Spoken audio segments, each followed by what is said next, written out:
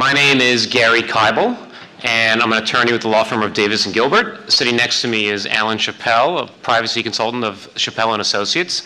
And this session is called Managing Privacy and Maximizing Data in Affiliate Marketing. Privacy and data are huge, huge issues, not just in affiliate marketing and not just in the interactive and online world.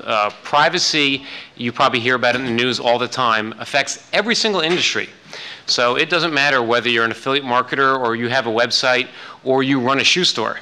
You are dealing with consumers' information, and regulators are hot on this issue, legislators are all over it, and it definitely impacts you. And since data has such tremendous value to your business, it's very important to know how to deal with it properly. So Alan and I each have presentations to go through with you, and then afterwards we'd be happy to have a lot of questions. So all those privacy questions you never had anyone to ask, you could shoot them our way about the policies at the bottom of the page, which I'm sure you all read every time you go to a website. And we'll do our best to answer them. So take it over to Alan. Well, thanks, Gary. Can everybody hear me? Yeah. Okay, good. So Alan Chappell, I've been in this space since late '96. I spent 5 years at a company then called Jupiter Research while I was going to law school. Got out of law school just as in December of 2000, just as Web 1.0 had burned to the ground. So it treaded water for a couple of years. It went to DoubleClick's research group and then went to the email marketing space. Started my firm about 6 years ago in the wake of the California email law and then canned spam. And initially had planned to make my way as a canned spam attorney, realizing very quickly that in order to, that was really going to be a very limited subset, and it had since expanded the focus of the business into privacy and compliance and best practice standards, and have over the 6 years or so worked with 35 or 40 online media companies, including at least 4 of the major performance marketing networks. So, and I tend to work pretty deeply within each client, and so, and I'm going to kind of touch on this a little bit as we go down through the presentation, but one of the things that I think is really important is that each of these businesses is so unique, each one is set up differently, each one has a different structure, that a one-size-all-fits rule span tends to be very difficult. So in my practice, I do a lot of privacy, business strategy, and marketing consulting. And I think that one of the first observations that I've known is that one needs to be very clear in the disclosures that you're making to people, because if you are not clear, the different disclosures may be subject to different interpretations. So one person reading this might think one thing, another person reading it may think an entirely different thing. So we're going to talk about compliance issues, privacy, which is really a subset of compliance, and then I wanted to talk a little bit about the behavioral marketing, really for 2 reasons. Mostly because I think there's a number of companies in this space who, over the last 6 months, are trying to get themselves into the behavioral space, and so I think it's important just to share at least a couple of top-line thoughts. So as I'm talking to marketers and business people about privacy, the first image, privacy and compliance, the first image that comes across to many people's face is this idea that, privacy as revenue abatement, as, somebody has canceled Christmas. And I think that if you're planning to run your business in a, working mostly with, 4th and 5th tier advertisers, if you're looking to make a quick buck, if you are looking to, if you're not looking to generate value-based relationships, then yeah, I think that any thoughts of privacy and compliance are absolutely, a lose-lose proposition. But if you're trying to build a network, if you're trying to build a real business, and this includes not just the networks, but even the small to mid-sized publishers, if you're looking to create something of value so that you can sell this thing to somebody for $1 million in 3 to 5 years, then you really need to get in and be in bed with the 1st and 2nd and maybe the 3rd tier advertisers. And if you're going to do that, then these things become increasingly important. Moreover, some people have argued that we've had a fairly laissez-faire Federal Trade Commission over the last 7 or 8 years, and I can tell you, having had numerous discussions with the folks in DC, there's a very new sheriff in town. And the culture right now is one where the culture is such that the feeling is we need to be regulating all businesses, not just financial services business, but we need to get our head around this whole internet thing and make sure that this monster does not harm consumers. So my first point, building any network is an investment. Building a safe network is an investment, and if you build one, you've got a shot at bringing in some of those top-tier advertisers. Some of the larger affiliate networks a few years ago had reached this conclusion on their own and done pretty well. And it's really been only the last 6 months that I think that the mid-sized networks have started to realize that if you want to generate this type of revenue with these type of advertisers, you need to do it. You need to take the necessary steps. Everybody here familiar with the term boiling the ocean? So it's one of those terms that's used often in these types of, in almost any type of compliance or standards meeting that I'm in. And the idea, and I think it's apropos here, because we are never going to be able to have the technology or the energy to increase our tentacles out into the entire network. I think that is ultimately a difficult at best proposition. Because it takes too much energy, and I think that transparency is a good thing only up until a point. But I think that there are a couple of initiatives out there that are starting to approach this. I've seen Epic Advertising has one, kind of a bot monitoring program that they announced a number of months ago. Trustee, better known for Web Seals, is trying to get into this space, albeit more in the behavioral side, but I could foresee them getting down into the affiliate network side in the very near future. And also there's a division of a venture capital group called Warburg Pincus, they're really in the early stages, but they're heading in this direction as well. And the idea is to build some type of a bot monitoring compliance platform that everybody within the ecosystem can obtain enough transparency so that they can help weed out the bad guys.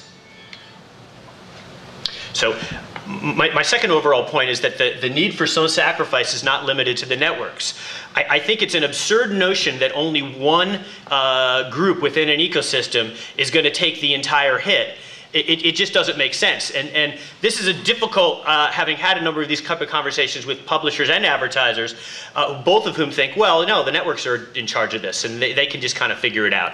I've had advertisers ask the network to indemnify the advertiser for the advertiser's own practices, which to me seems, as an attorney, it's wait, what?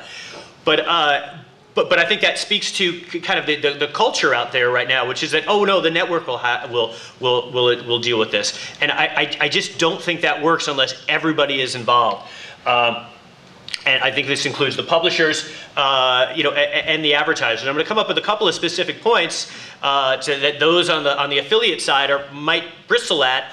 But I think that if the goal is to create a more compliant and successful and non-government regulated business ecosystem, then I think these things are absolutely mission critical. Talked a little bit about, I've worked with a number of the networks, and one of the takeaways I have is that each is designed really differently. Even if they're doing the same thing, even if some of the traffic they're driving is the same, and even if the overlap in affiliates is pretty high from one network to the next, each is set up a little bit differently. And so when you're building out a compliance program, you need to take that into account. Now, the flip side of that is when I'm down talking to the folks in DC, I'm saying, guys, when you regulate, when you put together one of these laws, it's almost guaranteed that there's going to be unintended consequences, where you're seeking to regulate A, but B, C, and D are also impacted. Gary's going to talk about a law that was recently enacted in Maine, which I think was designed to protect children, but the net impact of that law is that I don't know how anybody markets in Maine anymore.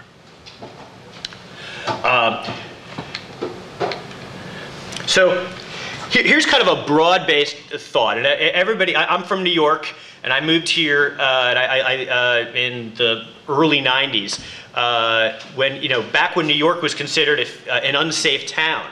back when you'd go to Central Park and it was not a rare occurrence that someone might be urinating in the park. It wasn't, when it was after dark, you'd be a little bit more careful because there weren't that many people around. And one of the things that Rudy, oh, by the way, I've got another picture of Rudy, which I think is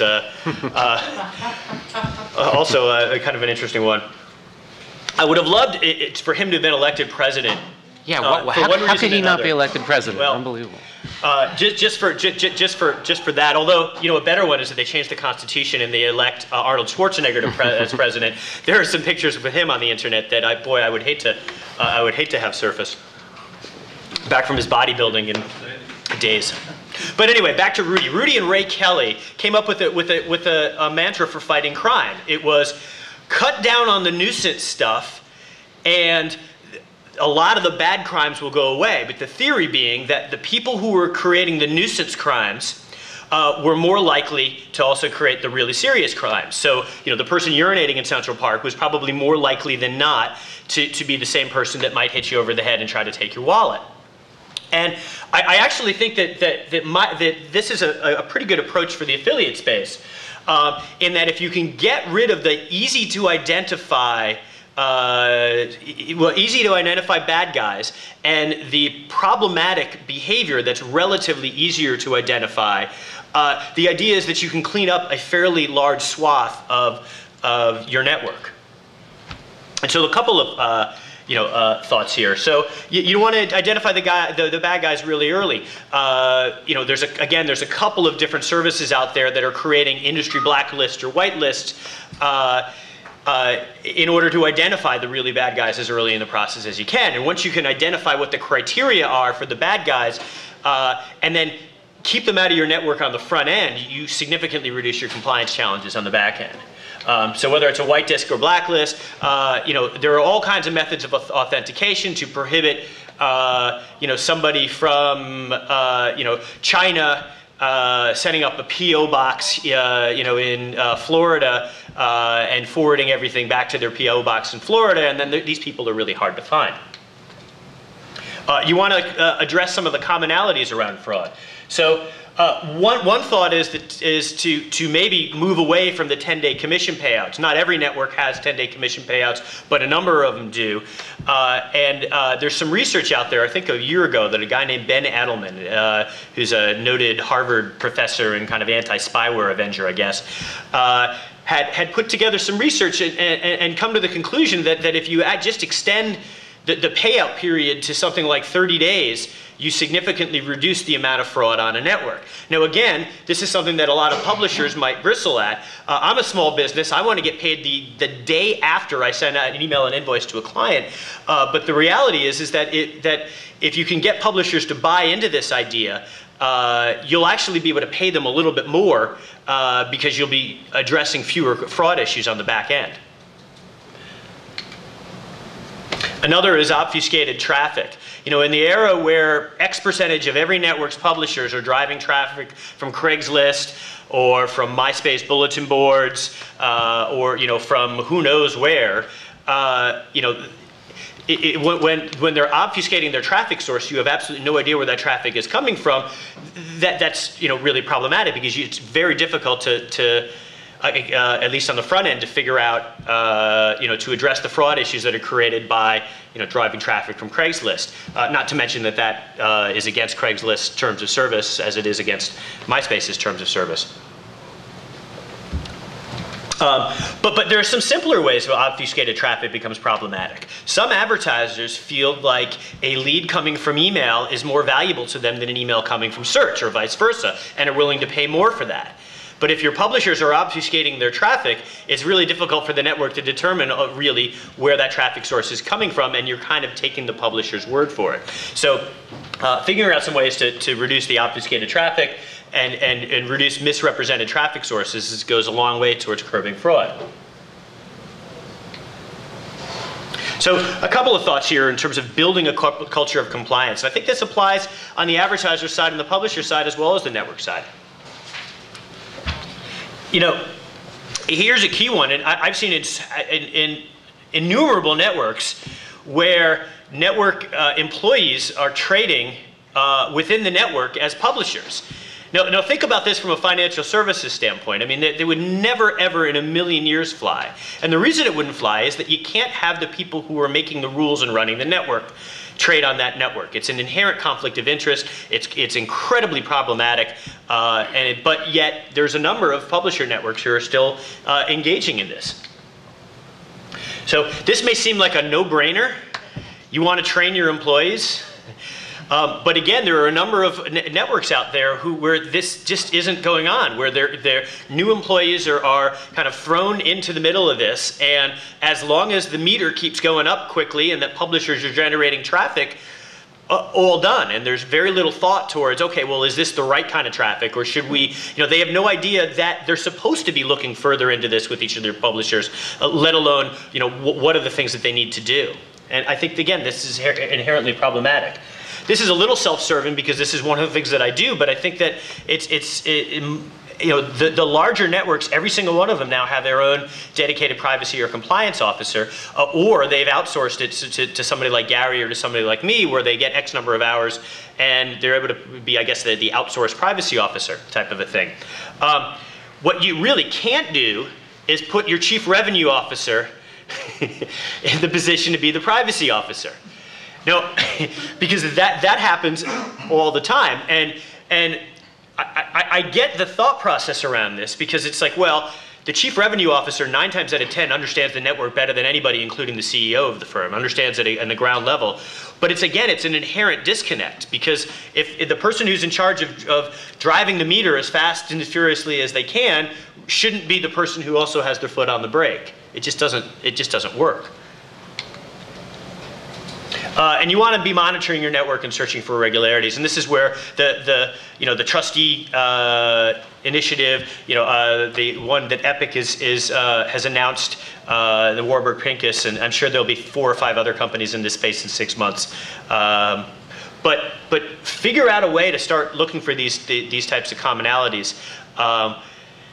In my experience, you're not going to get all the way there if you don't have the right technology, but just by starting to open your eyes to some of this stuff, you can get a good deal of the way there. And again, if you can just take the swath of the top, or the bottom 30% of the bad guys out there, you can go a long way. And again, regardless of who you are within the process, whether you're a publisher, a network, or an advertiser, the idea that a 5 to 10% fraud rate is acceptable, speaks to that if you were able to cut that fraud rate in half, there's more revenue for everybody. So, I'm a big Wilco fan. Everybody familiar with the band Wilco? So, I try to explain to my parents, they're like this generation's Grateful Dead in many respects. And I like going to see them. I've gone 4 or 5 times.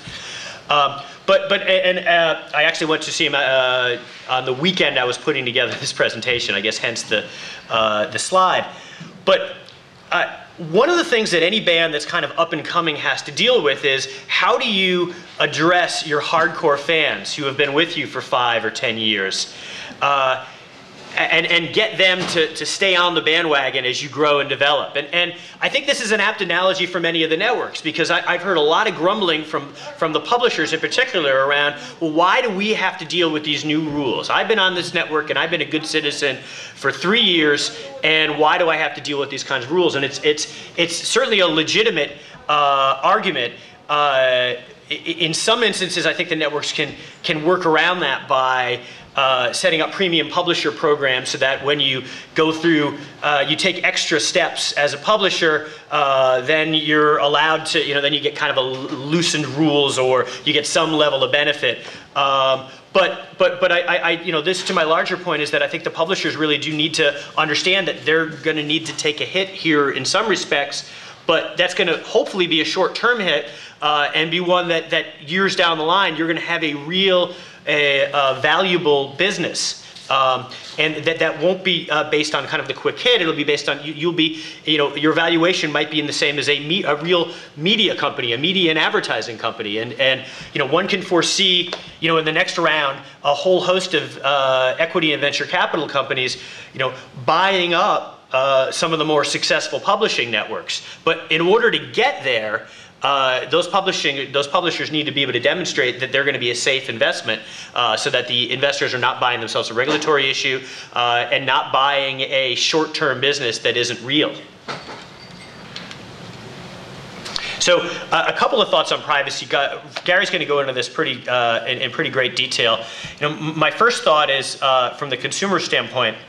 A good friend of mine once said that most people are willing to trade their mother's social security number for 5 cents off of a Big Mac. And I think there's a lot of truth to that. When Gary half-jokingly said, anybody here read privacy policies, we all know that most consumers do not. And more importantly, the regulators recognize that most consumers do not. And there is a very strong regulatory trend that says you can't just rely on a privacy policy anymore, that you need to provide additional notice of what's going on to consumers outside the privacy policy. So when I think of privacy, in essence, it's kind of the person's right to go visit the adult bookstore without anybody knowing. And I use this analogy for a reason, because this is the type of thing that the consumer advocates in DC are pointing to and saying, do you want anybody to know that you're doing this? Despite the fact that I don't know of a single company that touches anything along kind of blue level, alcohol, tobacco, anything kind of adult content. Nobody in the behavioral space anyway is even touching this type of data. Yet this is kind of a clear theme that's coming from the consumer advocacy groups. So a couple of thoughts on privacy policy. There's a tension. Anybody who's written a privacy policy or hired somebody to write a privacy policy and who has not just gone to Google or whomever and then done a quick find and replace and then pasted that into their own privacy policy. But anybody who's written one of these, the tendency is to hire a law firm who can give you the right to do as many different things as you can and to write it as confusingly as possible. So that if you guys make the business decision a year or two down the road that you want to start, selling the social security numbers you've collected to X, Y, and Z, well, it's already in the privacy policy, and so you're kind of covered. And there's a tension with that because, as I said, a lot of the regulators right now are saying, no, privacy policies are way too confusing. You need to be clear to consumers outside of that policy about exactly what's going on behind the scenes. And there's particular attention around not only who is collecting that information, but who is transferring it to third parties. And an interesting thing to note, this is specifically geared towards the behavioral targeting segment. And in the behavioral targeting segment, we're really only talking about non-personally identifiable information. We're talking about information that cannot, within reason, be matched to a unique individual. Contrast that to most of the affiliate and performance marketing space, which is personally identifiable, where intentionally you're taking somebody's name and their address and their credit card information and transferring that to a third party, usually in order to facilitate a transaction. Okay, so in the behavioral space, what the Federal Trade Commission is saying is that you cannot, and actually the Federal Trade Commission is saying this, and Boucher in the Commerce Committee is saying this. So you've got two pretty large bodies down in DC who are very clearly stating that their position is that you cannot trade or transfer non-personally identifiable information from entity 1 to entity 2 without having notice that exists outside of the privacy policy. And in the case, at least on the bills that are under discussion in the House, they're also saying that you can't transfer from A to B without affirmative consent, which is almost like a European data regime. So I'm making a very broad point here. Once we have a regulatory regime that says non-personally identifiable information can't be transferred unless you tell people outside of the privacy policy, it would seem only a matter of time before personally identifiable information was subject to the same regulatory regime. And so the way everybody does business in this space may very significantly change in a very short period of time.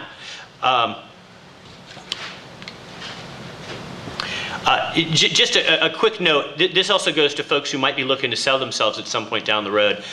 Just a quick disclosure, I was hired by the U.S. Trustee's Office to work on a couple of different bankruptcy procedures over the last 3 months.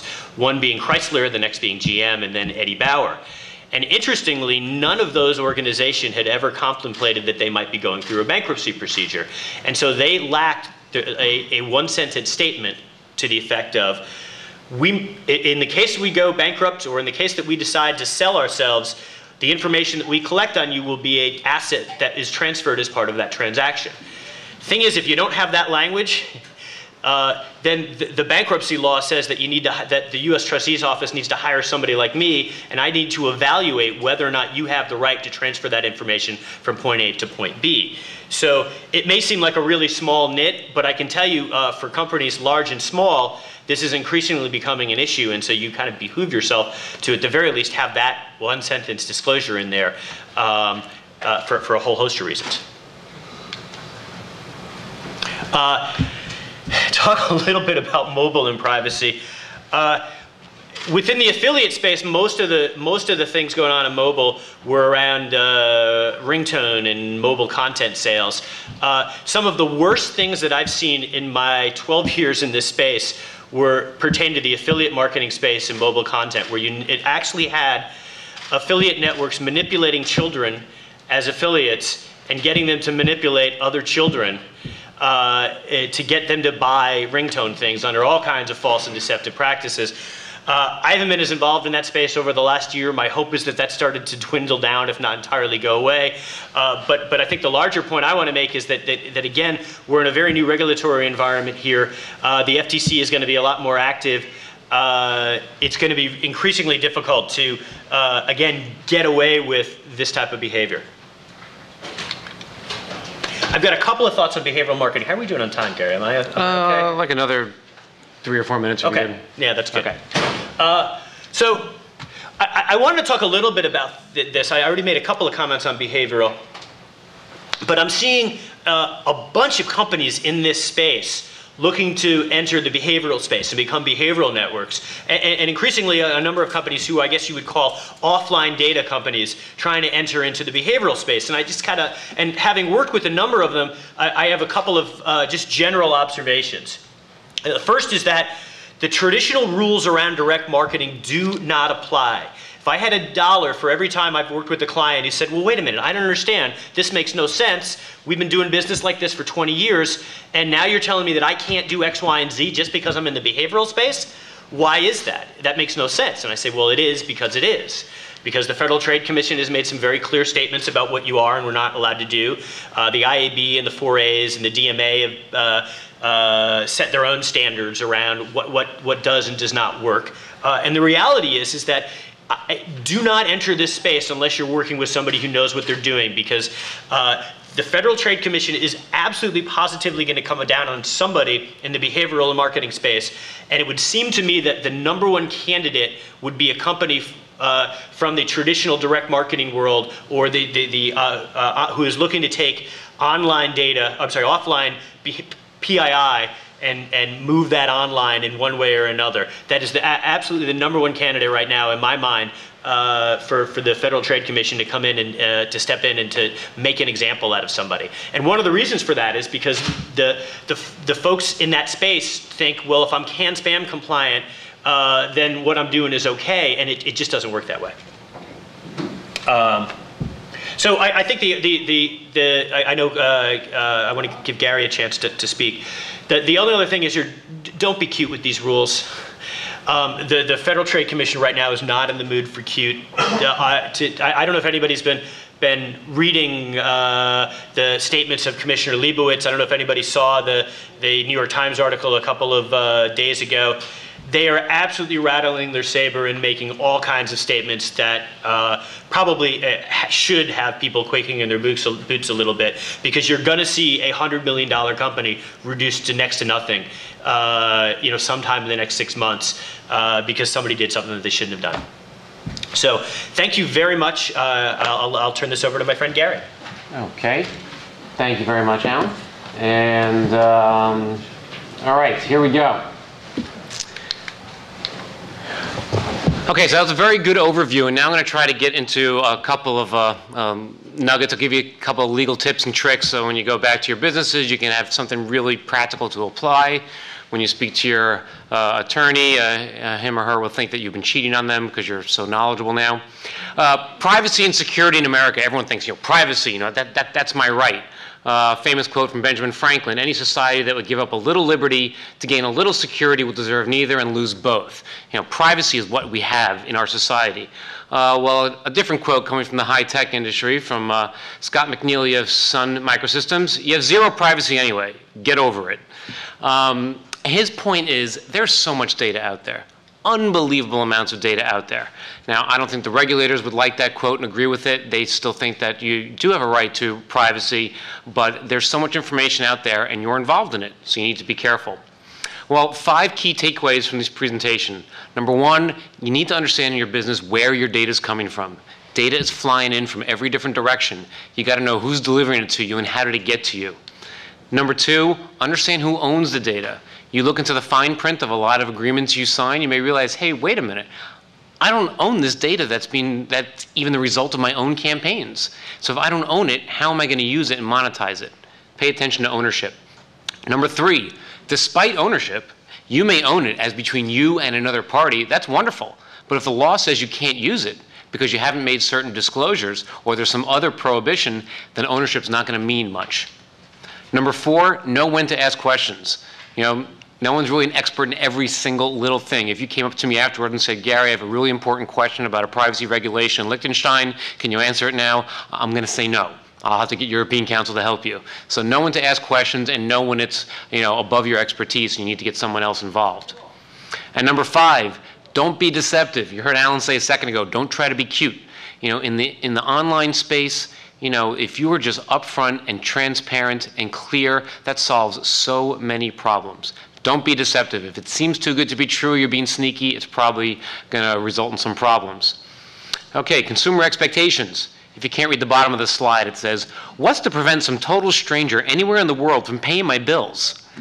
Well, so that seems like a little bit of a ridiculous statement, but consumers sometimes have ridiculous expectations when it comes to privacy. And this is part legal and part business. If you don't meet your consumers' expectations when it comes to privacy, they won't be your consumers anymore. Okay, well, you've heard us talk about the FTC over and over again, and you may think, boy, it's so complex. What does the FTC want? 1,001 rules. I can't figure it out. All right, I'm pulling back the curtain.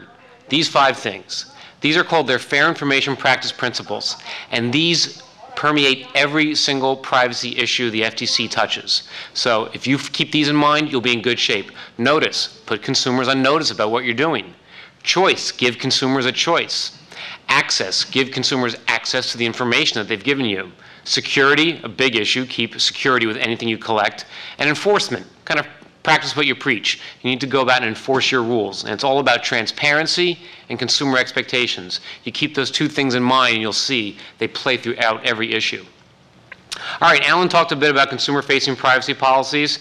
The interesting thing to know, Google, major online player. Well, they didn't have the privacy policy listed on their page until last year. They felt that it wasn't necessary. There's actually a California law going back a number of years that said it was a requirement to have the privacy policy on your homepage. But they didn't have it there and only put it there last year. What that goes to show you is that even the largest players sometimes can make a mistake in the privacy area. All right, so what kind of mistakes can you make in the privacy area? Lawyers love to tell war stories, so I'll tell one of my favorite ones. And they're always war stories that we were not involved in. Privacy policies are a disclosure. It tells people what you're going to do. But it's very important, like I said earlier, to practice what you preach. So if your privacy policy says something, you got to make sure everyone in your organization knows what it says and that they carry out business in compliance with the privacy policy. In this case, Greer versus 1-800-Flowers, Mr. Greer decided to do a very normal, nice thing. He decided to call 1-800-Flowers and order some flowers for his girlfriend. All right, nice, normal thing. Well, Mr. Greer was actually very concerned about privacy. So when he placed the order for the flowers, he asked about how they treat his personal information. The customer service rep says, don't worry, Mr. Greer, we keep it all private. We have a privacy policy on our website. You'll see we don't share it. We keep it secure. You're safe, Mr. Greer. So Mr. Greer went ahead and bought the flowers for his girlfriend. Well, the one thing Mr. Greer didn't check when he was buying flowers for his girlfriend is to clear it with Mrs. Greer, his wife. So back then, 1-800-Flowers had a policy. When you buy flowers for them, they're going to send you a thank you card to thank you for the purchase. So where do you think they send the thank you card? to the home billing address on the credit card. And who happened to get the mail that day? Mrs. Greer. So Mrs. Greer takes out the mail. She sees the letter from 1-800-Flowers. She's very confused. We didn't order any flowers. So she calls up 1-800-Flowers and she says, what's going on? We didn't order any flowers. And the customer service rep, in violation of the privacy policy, tells her everything about Mr. Greer's purchase. Tells her what he purchased, when he purchased, how much it was, who it was delivered to, and they even read to her the content of the little card Mr. Greer put in the flowers. So, Mr. Greer was obviously upset. Perhaps more to raise money for his pending divorce proceedings, he decided to sue 1-800-Flowers to try and get some money. The point being is that it's great to have a privacy policy which says what you do, but if your frontline customer service people don't know what it says and haven't been trained about how to treat information properly, it's going to get you into trouble. All right, some industry-specific laws. I don't know how many people are familiar with this page. At my home, this is like burned into the monitor. I just cannot get this off. For those of you who don't know, this is basically crack for children. Webkins is just amazing. For those of you who don't know, there are these little stuffed animals. You'll see them down in Hallmark stores and gift shops, and they have little tags around their neck. And it has a code on the tag. And kids take these stuffed animals, and when they go home, they plug it into the website, and their little stuffed animal comes to life in this social networking environment. Well, if you want to get in trouble with regulators or attorney generals, you make a mistake with children. Because state attorney generals are elected officials, and they want to get reelected. And how do they look good to their constituents to get reelected? Defend kids. So you make a mistake with kids, it'll be trouble. The key law in this area is called the Children's Online Privacy Protection Act. In a nutshell, if you collect information from children who are under 13, you can't do that without their parents' consent. Now, we're in the affiliate marketing space. The simple answer for most people is stay away from the under 13 market. There are marketers who do want to collect from under 13 and tweens, and there are ways to comply, but this is difficult. And if you make a mistake in this area, you're going to be right in the crosshairs of regulators. Zanga.com was a social networking site for tweens, very popular with that age group. They had 1.7 million accounts by children who were under 13. And their systems were not very good in keeping people out. And what happened? They had to pay $1 million to the federal government.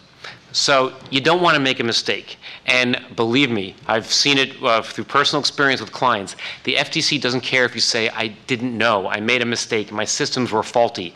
That doesn't matter. Before I go there, since Alan did mention it, and I didn't get a slide in there, Maine just passed a new law within the past month, which is quite unbelievable. It's almost like a cop on steroids.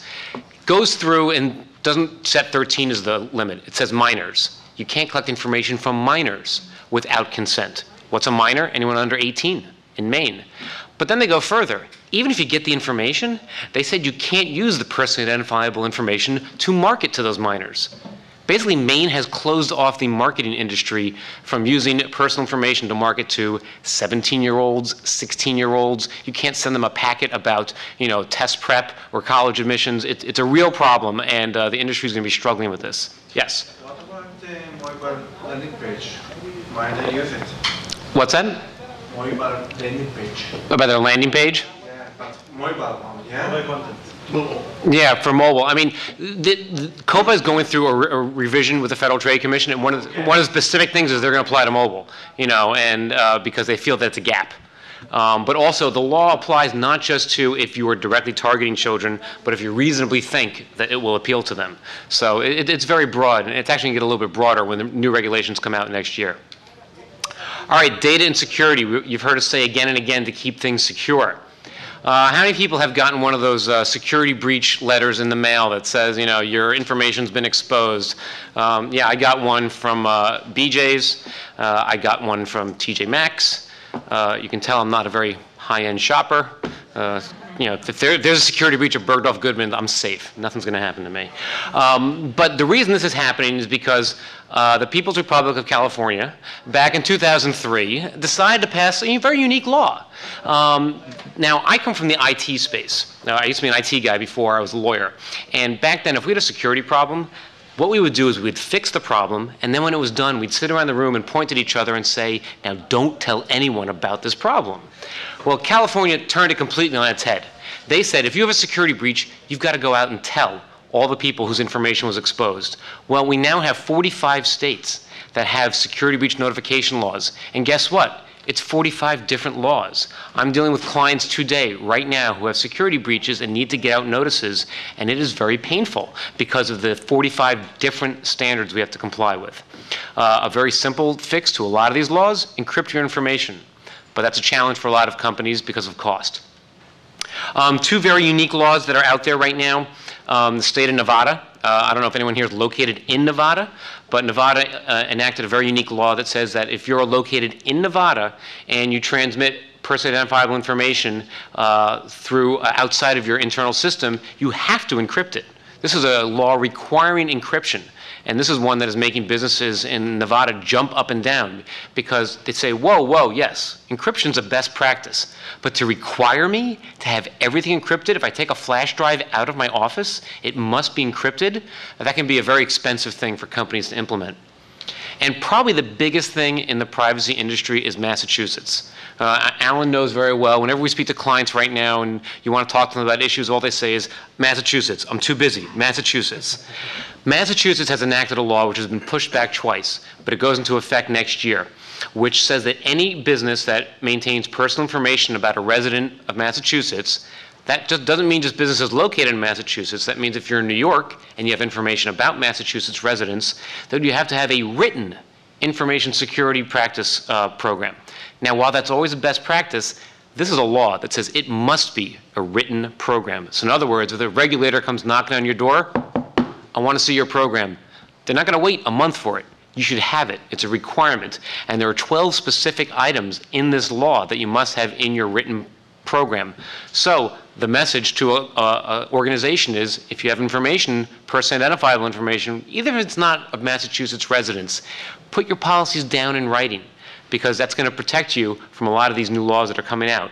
But then, of course, like I said earlier, you got to practice what you preach. If you write down a policy, then carry it out. Train your employees. Teach them how to carry it out in your organization. All right, so what has the FTC said to us about security? They say if you write down a plan, 5 things. Take stock. Kind of what we spoke about earlier. Know what information you have. This can be a challenging thing, especially in a large organization.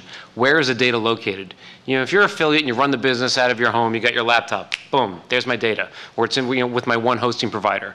But if you're a large organization, sometimes you don't know where your data is. It can be all over the place. Scale down. Keep only what you need. Now, there are some laws about document retention. You may have a contract with a client who says that you're going to keep data for a certain amount of time so they can audit it. But don't keep things forever. Because what happens is, if you get into a litigation, the other side is going to say, I want to see all your documents and all your correspondence relating to X matter.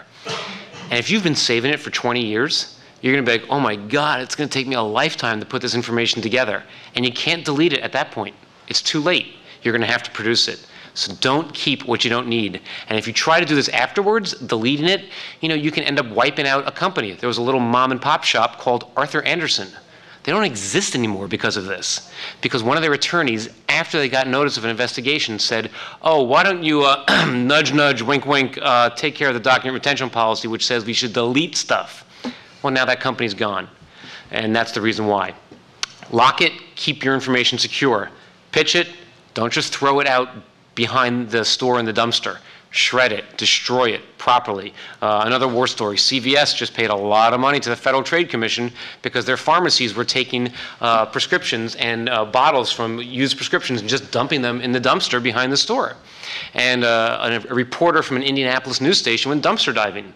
And he found all these bottles, went to people's homes, and said, oh, Mrs.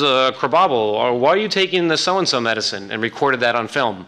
And the FTC took notice of it, and CVS had to pay a lot of money. And plan ahead. Again, write things down. Have a plan. All right, last thing, emerging technologies. Because things are changing in our industry day to day. There's always a new technology around the corner. 2 years ago, nobody was talking about Twitter. I kind of love this cartoon to show where the evolution of mankind is going, from first written word to movable type to mass publication to email to Twitter, 140 characters. Kind of come full circle in the communication capabilities of human beings. Okay, let me show you a very quick video here. Hello, Mr. Yakamoto. Welcome back to the Gap. How does assorted tank tops work out for you? Mr. Yakamoto. All right, that's the scene from Minority Report. That's Tom Cruise. And if you haven't seen the movie, he walks into the Gap, and his retinas are scanned, and suddenly his purchasing history comes back to life. How did those assorted tank tops work out for you? Well, except for the personally identifiable information part, this is behavioral advertising. Keeping a record of consumers and their actions and their behavior in order to send targeted advertising messages to them. And you know what? It can really work. And it can be very effective. And this is where the advertising industry is going. And in the affiliate marketing space, we deal with personally identifiable information, so it's extra sensitive. But behavioral advertising has gotten a dirty word from regulators and lawmakers, but I personally think it can be a very good, valuable thing. I mean, to quote another famous line from a movie, I'm 5 foot nothing and 100 and nothing. When I go to a website, I don't want to see ads for big and tall stores. Those ads don't appeal to me. I want to see ads that speak to me about who I am as a consumer. So behavioral advertising is a big issue. Well, what has the Federal Trade Commission said about behavioral advertising? In December '07, they put out principles to start to give the industry guidance. And if you see, a lot of these principles relate back to what we spoke about earlier. About the fair information practice principles, transparency, consumer control, security, limited data retention, express consent for material changes. Again, that's if your privacy policy says you're never going to share personally identifiable information, check back to see if our privacy changes in the future. Don't just do that without telling consumers. And express consent for sensitive information. It's one thing for there to be ads that come up on the screen that recognize me as a consumer and say, oh, Gary likes the New York Mets and lives in New York. It's another thing to say, oh, Gary was researching information on this cancer treatment, and now we're going to pepper him with ads about this cancer issue. Well, the industry was getting very active in behavioral advertising, so the FTC came out and updated their principles in '09, back in February. And they clarified to exclude certain parts of advertising. So they said contextual and first-party advertising is excluded. So for instance, you go to the website for a particular marketer, and then later on in that website, that marketer delivers ads to you based on your purchases on that particular website. The FTC says this is not what we're really concerned about. Obviously, consumers expect if I made a purchase at Target, Target knows what I purchased. But what they don't want to happen is I make a purchase at Target, and unbeknownst to me, some other company knows what I've purchased. They started to say that the distinction between personally identifiable information and non-PII doesn't really exist anymore. I mean, we used to believe there was a bright line. PII, non-PII. You're always on one side of the line. But they're starting to realize the non-PII is becoming so rich and so detailed, it's possible to figure out who somebody is without their name. Data retention, again, same things coming back over and over again. Don't keep it forever. And then dealing with non-website disclosures, mobile, about being creative, and again, dealing with sensitive data. Well, what's happening out there in the industry right now is there's literally a war. There is a war between media companies, advertisers, ad agencies, ad networks, ad servers over data. Because behavioral advertising is going to be, hopefully, the future for a lot of online marketing. And everyone realizes that it's all driven by data. So there is a battle out there. Remember back at the first slide where I said, decide who owns the data. Well, all these companies are fighting with each other right now about who owns this data because it has tremendous value. And just last month, the major trade associations came out with their own behavioral advertising principles. We could easily do an hour on those principles, but I will dummy it down to it's basically the FTC principles plus possibly tagging advertisements, actually having a notice in the advertisement itself. And the industry is going to get together and try to enforce these behavioral advertising principles, which are slated to go into effect in 2010. As an example of what some companies are doing and they're not waiting, Amazon gives you the ability to opt out of their behavioral advertising. Now again, they're advertising on their site. That's that first-party advertising I was talking about. FTC is not as concerned about that. But they did something very simple. In plain English, just tell people what you're doing on their website and give them a way to opt out of it if they don't want to be there. And I think it's perfectly fine in this disclosure to say, hey, it doesn't be Amazon, but any company that does this, say, we think this is a great value to you. If you buy a pair of shoes, we know what type of shoes you like. We might serve you ads or coupons for these types of shoes later on. It's really got value to you. But if you don't want this, we're fine. We'll take it out, and we'll just serve generic ads to you without ever knowing who you are. Last thing I want to tell you is don't be deceptive in creating data. You can generate data online. Now, what do I mean by this? Well, there was a recent enforcement action, the New York Attorney General versus Lifestyle Lift. What kind of company was Lifestyle Lift? What does it sound like? Plastic surgery. So they were out there trying to generate people for their plastic surgery business. And what were they doing? Well, they had their employees go online and post positive reviews on message boards about how great the service was and how wonderful it is. And the employees didn't identify themselves. So they were out there being deceptive in generating data about their company. And they ended up having to pay $300,000 just to one state. Remember, we're in the United States here, 50 states, 49 other AGs could come after you if you have a problem. It can be very, very expensive. Another example, and don't be deceptive in generating data. I don't know how many of you remember this with Twitter, sort of the first instance of Twitter spam. There was a European furniture maker who posted in their, put a hashtag in their ad about entering to win a gift card, and they put Masavi, talking about the Iranian elections, because people were tracking it. And they did this during the height of the Iranian elections. And so suddenly all these people went and looked at this website because of the hashtag. While questionable about whether or not there was any law violated, could be about being deceptive, but it was horrible PR from them. And just a sign of where things can go in the future with new technologies, and you can generate new data. All right, last thing I'm going to tell you about not being deceptive and being careful what you do online. This one's going to be sort of personal advice, to be careful about what you do. Remember what I said back on the second slide, that you have no privacy anyway, get over it. Well, here's an example about how you have no privacy.